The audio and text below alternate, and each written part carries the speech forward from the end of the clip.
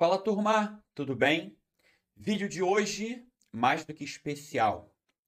Depois do vídeo onde eu mostrei como eu monto uma carteira de fundos imobiliários, vídeo que vocês gostaram bastante, inclusive eu vou deixar o link dele aqui em cima para quem ainda não assistiu. Eu recebi vários pedidos de vocês para que eu fizesse uma carteira pública, para que eu fizesse um acompanhamento de uma carteira de fundos imobiliários, compartilhando insights, observações, de acordo com o cenário macroeconômico, como eu investiria. E atendendo a esses pedidos, eu acho que faz muito sentido. Esse é o primeiro vídeo da série. A ideia é que seja um quadro mensal, então, uma vez por mês, eu vou vir aqui atualizar o que aconteceu, olhar como foi o desempenho dos fundos que eu escolhi e fazer novos aportes, incluir novos fundos, vender, porventura, algum fundo imobiliário.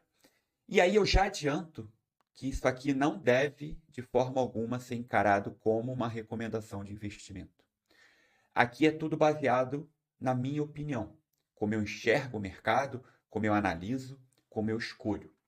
Vocês vão perceber que, na mesma pegada dos vídeos anteriores, aqui eu vou continuar entregando muito conhecimento. Não é pura e simplesmente dizer quais fundos eu estou investindo. O meu objetivo é mostrar o porquê. Aqui a gente não vai dar o peixe, vai literalmente ensinar vocês a pescarem. O que analisar, como escolher setores, se fundo de tijolo, se fundo de papel, quando é melhor comprar um, quando é melhor comprar outro. O meu racional de escolha, olhando relatórios gerenciais, de fato, estudando cada tipo de fundo, entrando no detalhe do fundamento de cada um deles. Nosso foco aqui é gerar renda passiva, então é construção patrimonial. E para isso, fundos imobiliários, sem dúvida nenhuma, é a melhor opção. Fundos imobiliários pagam dividendos todos os meses, diferente de ações, por exemplo, que no limite pode até não distribuir dividendo. Para você que quer receber renda passiva, para você que quer ter uma renda extra, que pode, por exemplo, complementar o que você for receber como aposentadoria lá no futuro, para que você não dependa do INSS, ter uma carteira de fundos imobiliários faz muito sentido, na minha opinião. E o momento para iniciar não poderia ser melhor. Estamos vendo aí vários fundos imobiliários despencando, caindo muito sua cotação, o que naturalmente deixa muitos de vocês apreensivos, inseguros, na dúvida se estão de fato fazendo a melhor escolha. E aí a primeira dica que eu poderia deixar, não encaro nem como uma dica, é como filosofia de vida, tá? Eu tenho essa filosofia em tudo que eu aprendo novo, aprende e aplica na prática. Se você não investe, se você já investe, se você investe e está com medo, colocou um pouquinho o pé no freio, aprendeu, aplica na prática. Com menos de R$ 10, você já consegue comprar hoje uma cota de um fundo imobiliário. Puxa, Bruno, R$ 10? Muito pouco? Sim. É um investimento totalmente acessível. Óbvio que você não vai ficar rico comprando uma cota por R$ 10. Você compra ela, você vai receber aí já no mês seguinte 10 centavos de dividendos. 1% ao mês. Puxa, Bruno, só 10 centavos? É. Só que você compra 10, 10, 10, 10, 10. Você faz isso por vários anos. E aí você vai construindo patrimônio. Você vai construindo ativos. Ativos esses que geram renda. Ativos esses que pagam dividendo todos os meses. O início sempre é difícil, óbvio. Se fosse fácil, todo mundo estava vivendo de dividendo. Todo mundo estava vivendo de renda passiva. O importante é começar. O importante é dar o primeiro passo. E por que a gente está num momento muito propício para investir em fundos imobiliários? Porque a gente está vendo justamente juro subindo no Brasil. Um ponto muito importante, que não vale só para fundo imobiliário. Um ponto que ele vale para ativos de risco em geral. Aqui, independente da renda de cada um, a gente não tem dinheiro infinito.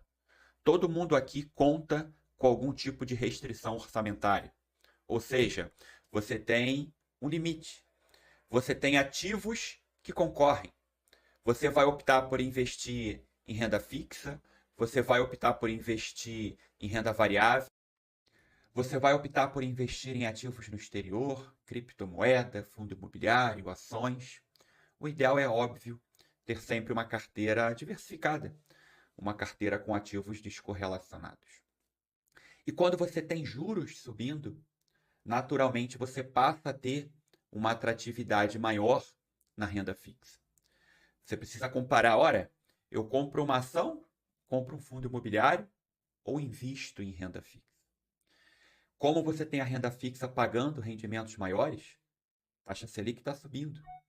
Se você tem, por exemplo, sua reserva de emergência, num CDB de liquidez diária do Nubank, por exemplo, na caixinha do Nubank ou no Tesouro Selic, sempre que ocorre um anúncio de aumento da taxa Selic, naturalmente, essa sua reserva de emergência, esse seu ativo de renda fixa, ele vai render mais. Então, a gente tem um fluxo de investidores que saem da renda variável, vendem suas cotas de fundos imobiliários para comprar renda fixa. Ficar buscando acertar qual é o melhor momento para ter renda fixa, para ter renda variável, na minha opinião, é sempre um erro.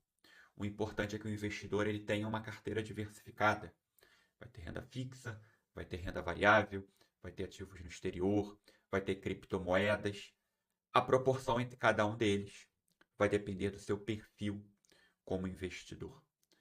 Tratando especificamente sobre fundos imobiliários, as quedas que estamos vendo agora é justamente por conta do que chamamos de piora do cenário macroeconômico, que é juros subindo, que são as taxas do Tesouro Direto subindo. E isso faz com que investidores vendam suas cotas e a gente olhando para o indicador que é o dividend yield, por exemplo, o que é o dividend yield? É o dividendo que o fundo paga dividido pela cotação. A cotação do fundo ela fica no denominador.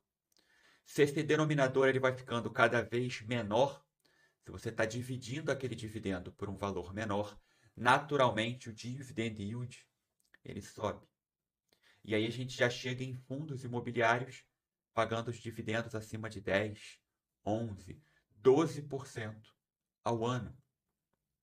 E não são fundos de muito risco, não são fundos high yield. Pensa que à medida que a cotação cai, você precisa de menos capital para comprar aquela cota. Se você vai no supermercado, você vai comprar, por exemplo, um celular, um telefone, você vai comprar um iPhone, por exemplo. Há um mês atrás o preço dele era 10 mil reais. Você chega lá e agora o preço dele é 9.500 reais. Você fica triste ou você fica feliz? Você fica naturalmente animado.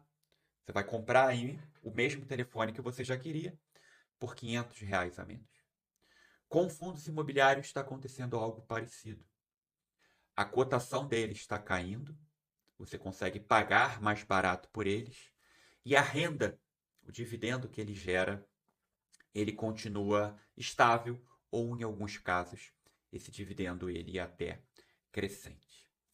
Dito isso, para começar, nós vamos fazer aqui uma comparação entre fundos imobiliários de tijolo e fundos imobiliários de papel. Se você não sabe ainda a diferença, só para poder contextualizar, fundo de tijolo é aquele fundo que investe em imóveis, tais quais como se você estivesse comprando diretamente um imóvel, um apartamento, uma casa na praia, uma sala comercial, algo para renda, um imóvel para gerar renda. Só que você faz isso através de um instrumento que ele é muito mais eficiente, que é o fundo imobiliário.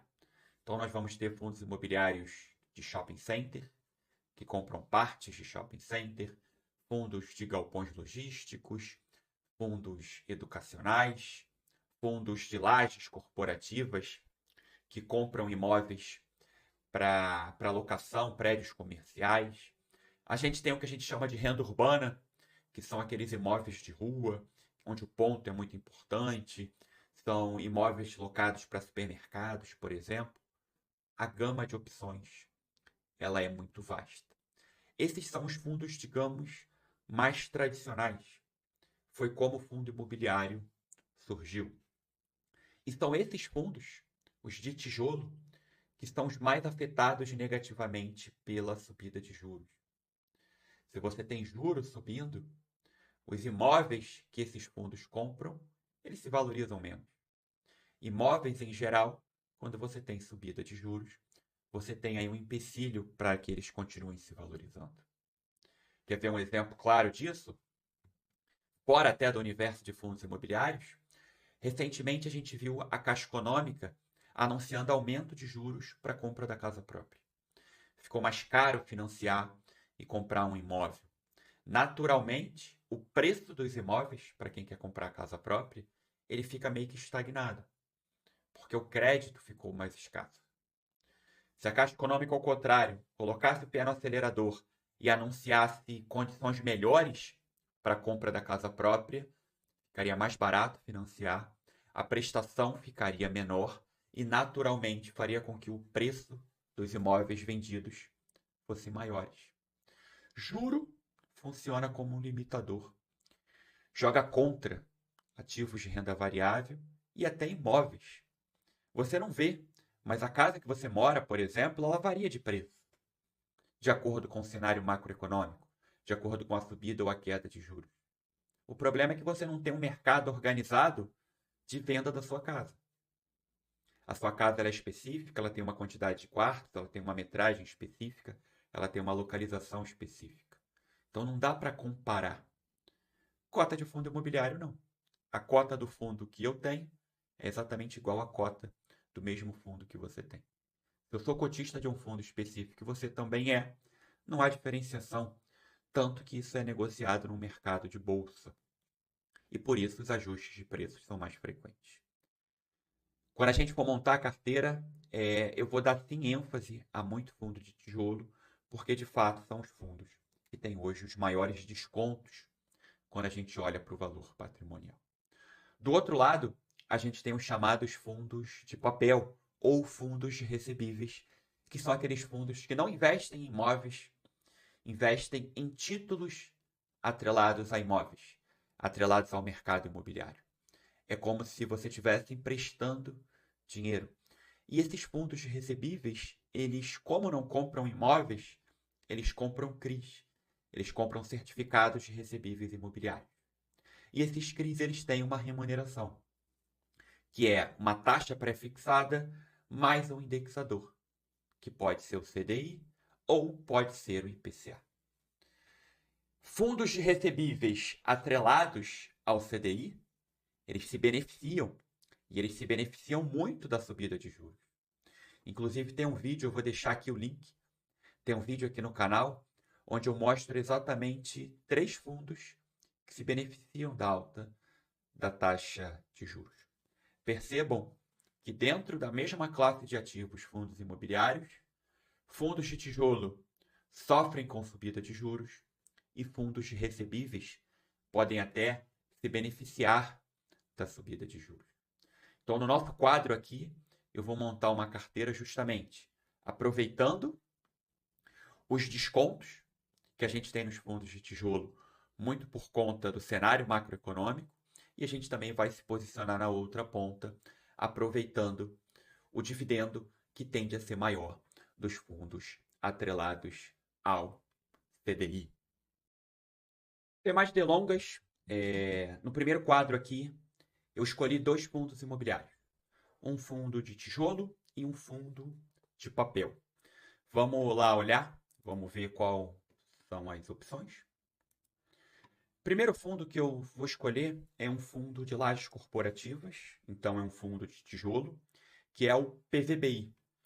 PVBI, quando a gente olha nos últimos anos, a cotação ela está praticamente na mínima. Quando a gente aproxima aqui um pouquinho, né? Então a cotação mínima foi R$ 81,51 e no momento que eu gravo esse vídeo, a cotação está em R$ 82,63.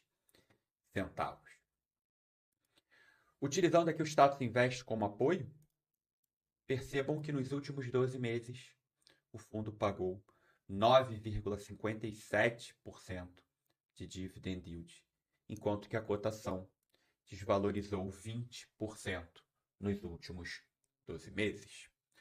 Ora, como é que você sabe, Bruno, que essa desvalorização não é porque o fundo ficou ruim? O que acontece é o seguinte: o PVBI, e aqui eu estou olhando o relatório gerencial dele, é onde a gente deve buscar as informações. O gestor mostra justamente para a gente, aqui, onde está a localização dos imóveis. Tá? Então, são aí 7 imóveis, e percebam, todos eles localizados na região da Vila Olímpia e Avenida Faria Lima. Avenida Faria Lima, que é o centro financeiro da cidade de São Paulo, é uma região muito demandada, onde bancos, seguradoras, empresas querem estar localizados. É como se fosse uma grife para que aquela instituição financeira tenha seu escritório ali na região da Avenida Faria Lima. E isso corrobora com uma demanda. Notícia super atual: a Avenida Faria Lima tem escalada no preço do aluguel e se descola de outras regiões de São Paulo. O que para mim chama muita atenção? O preço médio dos aluguéis na Faria Lima alcançou R$ 220 por metro quadrado. Na região do Itaim, um outro bairro paulista, R$ 280 o metro quadrado. Ou seja, a gente está conseguindo comprar a cota mais barato e o valor do aluguel cobrado nos contratos de locação que o PVBI tem, eles tendem a ser maiores ao longo do tempo. Mas perceba, contrato de locação, ele não reajusta todo mês. Estamos vendo uma escalada de preços para os imóveis da região da Avenida Faria Lima. Mas perceba, tem uma rigidez no contrato. Normalmente você faz um contrato ali por 30 meses, por volta de um ano e meio, as partes podem sentar para poder renegociar. E antes disso, não importa se o preço do aluguel disparou. Você não pode chegar lá para o seu inquilino e querer aumentar no mês seguinte. Você tem um contrato firmado. O que a gente está olhando aqui é para frente. À medida que esses contratos que o fundo já tem forem vencendo, na medida que forem chegando o prazo para repactuação, gestor e inquilino vão sentar na mesa e vão negociar. Olha, o preço não é mais esse. O preço subiu 20%, 30%, 40%. A demanda está muito aquecida. Um ponto importante é que nessa região específica de São Paulo, não tem mais terreno disponível para a construção de novos prédios. E aí você tem uma demanda de empresas querendo se instalar naquela região e você tem uma oferta de imóveis que ela é praticamente fixa a partir de agora. Você não consegue construir novos prédios. Se a oferta está parada e a demanda por inquilino está subindo, você tem preços de aluguéis que vão continuar subindo. De novo, a gente consegue comprar uma cota de PVBI cada vez mais barato, enquanto que o dividendo dele tende a ser maior nos próximos meses. Porque de onde é que sai o dividendo de um fundo imobiliário de lajes corporativas? Ele sai justamente dos contratos de locação. Contratos de locação esses que estão sendo reajustados para cima. Então, o primeiro fundo que eu vou colocar aqui na nossa carteira é o PVBI, Fundo de Lajes Premium, com a maioria dos imóveis localizados na região da Avenida Faria Lima e na região da Vila Olímpica. O segundo fundo que eu vou incluir é um fundo de papel. É um fundo que não compra imóveis. É um fundo que investe em títulos de dívida. Títulos de dívida esse atrelados ao CDI. Então, o fundo que eu escolhi é o KNCR11, Fundo de Recebíveis da Quineia, que está entregando um dividend yield para a gente aqui, próximo a 11,5%, isento de imposto de renda. E aí vocês devem se perguntar, podem e devem se perguntar, por que o KNCR? Por que um fundo de papel e a escolha foi pelo KNCR11? E aí a gente precisa ir ao relatório gerencial. Sempre a gente faz escolhas baseado em fundamento, baseado no fundo em si. Para quem tem dúvida onde encontrar esses relatórios gerenciais, eu sempre gosto de utilizar o Status Invest, e você vai vir aqui, ó, em comunicados. Tem uma série de documentos, só você procurar por relatório gerencial. O último foi divulgado em 20 de setembro. Aqui no relatório, a gente já tem algumas informações do fundo, né? Então, o objetivo do fundo: investir em ativos de natureza imobiliária, mas ativos de renda fixa. Então, aqui o fundo está comprando CRI, certificados de recebíveis imobiliários. E esses CRIs, eles são remunerados a uma taxa de CDI mais 2,41%. Opa! CDI acompanha a taxa de juros, a taxa Selic, e aqui a nossa taxa média é CDI mais 2,41. Hoje, o CDI está ali na casa de 10,65%. Mas a expectativa é que ele continue subindo à medida que a Selic suba. E aí a gente já tem a primeira conclusão. Se a taxa de juros sobe, a remuneração paga por esses CRIs também vai subir. Consequentemente, o dividendo que o cotista do KNCR11 recebe também vai subir. Aonde a gente consegue descobrir que esse fundo é indexado ao CDI? Aqui o gestor mostra para a gente. 96,6% do fundo está investido em ativos atrelados ao CDI. Não é 100%, porque 3% é Tesouro Selic. É caixa do fundo, que o fundo vai alocando. Todos os meses, o fundo acaba comprando um novo CRI. Então, praticamente 100% do fundo está alocado em ativos indexados ao CDI. E uma boa forma para a gente ver se a gente vai ganhar ou não com a subida de juros é olhar o passado. É olhar como é que o dividendo do KNCR se comportou. E aí eu vou pegar especificamente 2023. O que a gente teve em 2023? O início do ciclo de queda dos juros. Peguei aqui o histórico da taxa Selic no site do Banco Central e a gente percebe que na reunião do dia 2 de agosto, a Selic caiu para 13,25%. Era 13,75% e a gente teve a primeira queda na reunião do dia 2 de agosto. Ou seja, 2 de agosto de 2023, taxa de juros caiu. Quando a gente olha o dividendo pago pelo KNCR11, em agosto o fundo havia pago R$ 1,20 por cota, em setembro ele já pagou R$ 1,10. Por conta da queda dos juros. Quando chegou em novembro, o juro caiu para 12,25%. O que aconteceu com o dividendo de novembro? Ele caiu para R$ 1,01. Então a gente sai aqui de R$ 1,20 em agosto e a gente cai para R$ 1,01 em novembro. Vamos olhar 2024? 2024, o último dividendo que o fundo anunciou, no dia 30 de setembro, foi de 95 centavos por cota, o que dá praticamente 0,9% de rendimento ao mês.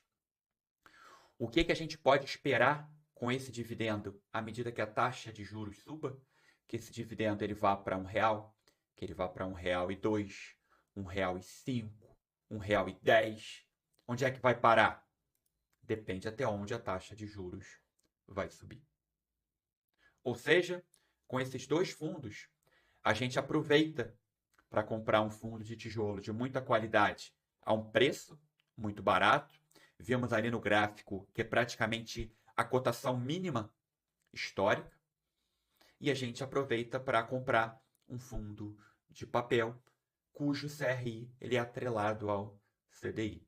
Na medida que o CDI sobe, o rendimento sobe e a gente espera que a cotação desse fundo também suba. Vamos fazer na prática? Vamos comprar na prática esses dois fundos? Para fazer essa carteira, eu coloquei aqui um aporte de R$ 1.000 para que a gente possa simular essa carteira. Então, a gente vai fazer aportes todo mês de R$ 1.000. Vamos ver na prática? Vamos comprar na prática esses dois fundos? E agora, partindo para a parte prática, que é a parte mais fácil. O mais difícil é escolher os fundos, analisar o cenário econômico, analisar os relatórios gerenciais, ter confiança na escolha. Foi exatamente o que a gente fez aí no vídeo de hoje. Comprar é a parte mais simples. Transferir R$ 1.000 aqui para a corretora, então esse vai ser nosso aporte aí todos os meses de R$ 1.000. E eu vou fazer a compra. Então, vou comprar aqui 7 cotas do PVBI. Vou comprar aqui por R$ 82,61, que é o melhor preço de venda. Quero que essa ordem seja executada. Opa, é aqui na parte da compra. R$ 82,60 eu consigo comprar. E vou comprar KNCR11. Vou comprar 4 cotas de KNCR11 por R$ 104,09. As ordens já foram executadas. Percebam que eu não comprei R$ 500 de cada. Eu comprei uma quantidade um pouco maior de PVBI, tá? Justamente por conta do racional que eu já expliquei aqui. É um fundo que está na sua cotação mínima ali, muito próximo da mínima histórica, e qualquer melhora no dividendo do fundo pode fazer com que esse fundo se valorize muito rapidamente. Já o KNCR, que é um bom ativo, como a gente viu de acordo com o cenário macroeconômico de hoje, a Selic ela não vai subir de uma vez só. A expectativa é que a Selic vá subindo um pouco a cada reunião. Então, o dividendo não vai subir de uma vez, ele vai subindo aos poucos. Então, a gente vai ter tempo aí, se a gente quiser aumentar a posição em KNCR11, que é um fundo imobiliário de recebíveis. Espero que vocês tenham gostado do vídeo. De novo, esse é uma carteira pública onde eu compartilho o meu racional. Ela não deve, de forma alguma, ser uma recomendação de compra que vocês encarem como uma recomendação de compra. Essa não é a melhor escolha. Não significa que os ativos comprados aqui eles vão se valorizar, que eles vão performar bem. Em renda variável não há garantia de nada. Essa aqui é pura e simplesmente a minha opinião como investidor de fundos imobiliários. Espero que vocês tenham gostado do vídeo. Gostou? Deixa o like, se inscreva no canal. Eu tenho certeza que vai ser legal demais a gente fazer essa série aqui juntos.